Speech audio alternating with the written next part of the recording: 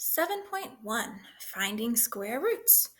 Always refer back to that textbook anytime you want more examples, want to look back and see some more things as references for it. All right, so square root. A square root is a number that, when multiplied by itself, equals the given number. So, for example, if I want to know what the square root of 16 is, I know that 4 times 4 gives me 16, which means that the square root of 16 is equal to 4. But I also know that negative 4 times negative 4 also gives me 16, which means the square root of 16 is also negative 4. So it says every positive number has both a positive and a negative square root. So the square root of 16 can be both negative 4 and a positive 4. And the way we show that is with a plus or minus sign on top of each other with the 4. That means both 4 and negative 4 are answers. 0 only has one square root. The square root of 0 is just 0. Okay, so that's just something that we can deal with there. Now, one thing to know is you can't take the square root of a negative number. So if I have the square root of 16, well, think about it. Negative 16. 4 times 4 is 16, and negative 4 times negative 4 is also 16. There's no number times itself that will give you a negative 16. So you can't take the square root of a negative number. So let's write that in. You can't take the square root of a negative number.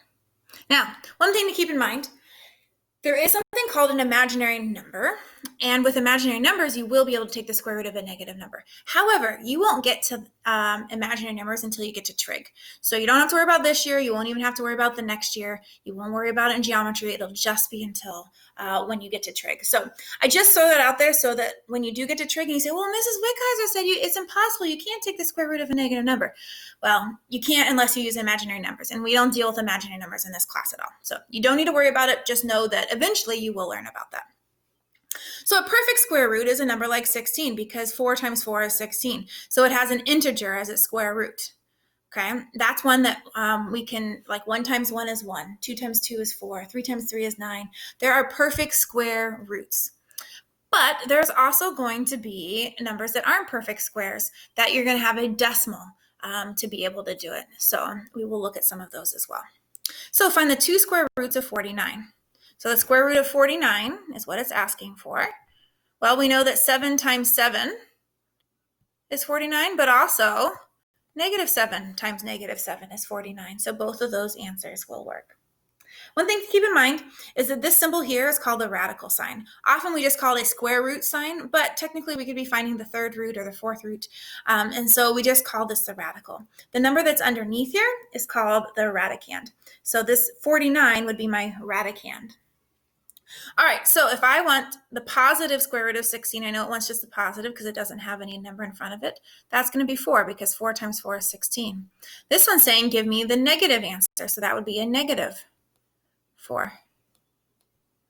This one is saying give me both answers. So that would mean that we would have both a positive and a negative 4. So when we think about 25, we think what number times itself will give me 25? Well, that would be 5. 5 times 5 is 25. On this one, we can think about it as 2 parts. We can think about it as the square root of 9 and the square root of 16. Well, the square root of 9 is 3 because 3 times 3 is 9. The square root of 16 is 4 because 4 times 4 is 16. So we could have it as 3/4. And then the last one, you may not know this one off the top of your head, but you can think about it as the square root of 225 if it didn't have that decimal there. Well, 1225. Well, 35 times 35. Let's see what happens when we do 35 times 35. I believe that's the one that we want. We get 1225. Nope, sorry, that's not it. 15 times 15. There we go. So the square root of 225, so if I had the square root of 225, that's 15. So if I want the square root of 2.25, that's going to be 1.5. But it does say it wants both the positive and the negative. So some of you are saying, okay, well, how do I figure this out if I didn't know that? I didn't have that memorized. I didn't know the square root of 225 is 15.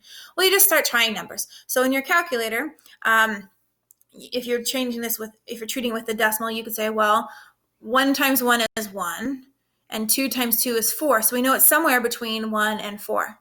So then you could say, well, between 1 and 2, because we know when I square 1, I get 1, and when I square 2, I get 4. So it has to be somewhere in between those two numbers. It's going to be 1, then to 2, possibly.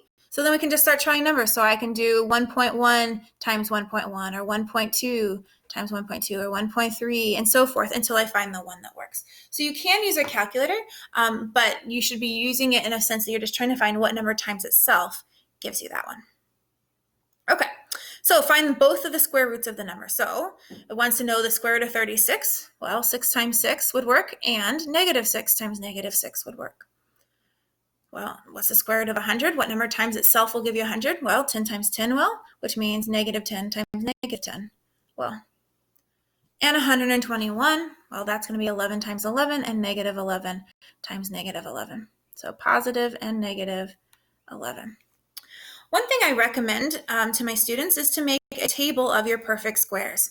So if we've got 1, 2, 3, 4, 5, 6, 7, 8, 9, 10, 11, 12, and you could extend this as far as you want. The more of them that you add and have them as a reference, the easier it's going to be when you're solving these problems. So now if I'm finding what each of them are squared, 1 times 1 is 1, 2 times 2 is 4, 3 times 3 is 9, 4 times 4 is 16, 5 times 5 is 25, 6 times 6 is 36, and so forth. So you could extend this table all the way up to 20 or 30 or however far you want to go, because then when you're trying to find these, it's really quick. You can just look at the table you've already made. You've already done that calculation once, and then just use it as a reference. All right, so the square root of 1, well, the square root of 1 would be 1. So this would be x, and this would be what it is squared. So that would be positive and negative 1. It didn't specify for both of them, so if you just put positive 1, that would be okay.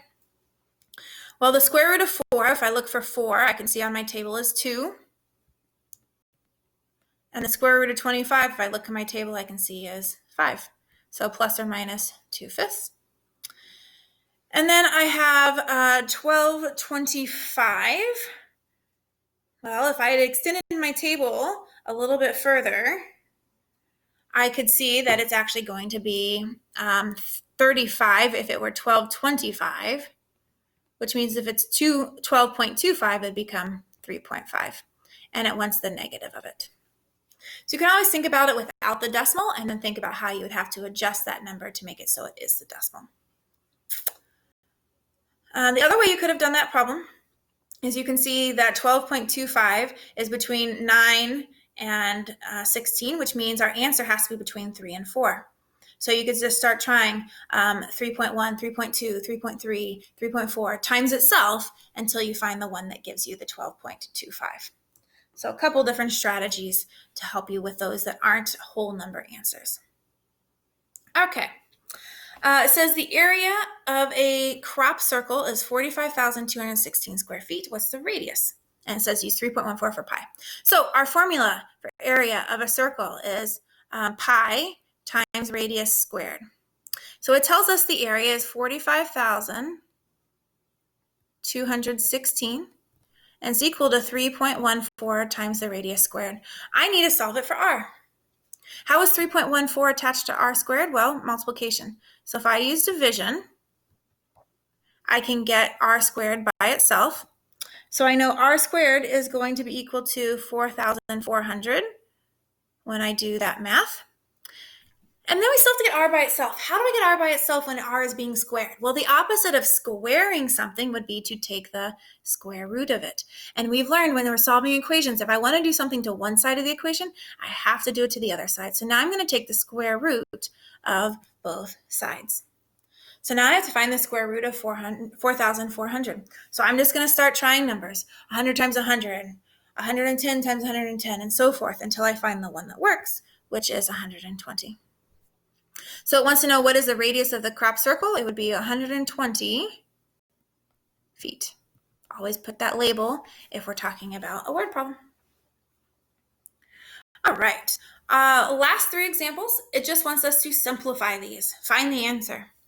So let's take a look at this first one. I have 12 minus 3 times the square root of 25. Well, the square root of 25 is 5. And now look how easy that problem is. So I'll do my multiplication next. So 12 minus 15, which gives me negative 3. So you just simplify the square root, turns it into a number, and then just finish the problem. Go ahead and try these last two. Pause the video, come back and check and see how you did. All right, so 28 divided by 7 is 4, which means I have the square root of 4. And the square root of 4 is 2. So 2 plus 2.4 would be 4.4. And the last one, I have to do what's in my parentheses first. The square root of 4 is 2. And then I have to do my exponents next. So that'd be 15 minus 4, which would give me 11. All right, take a second, write your summary about square roots. How do you find a square root? How many square roots are they going to have?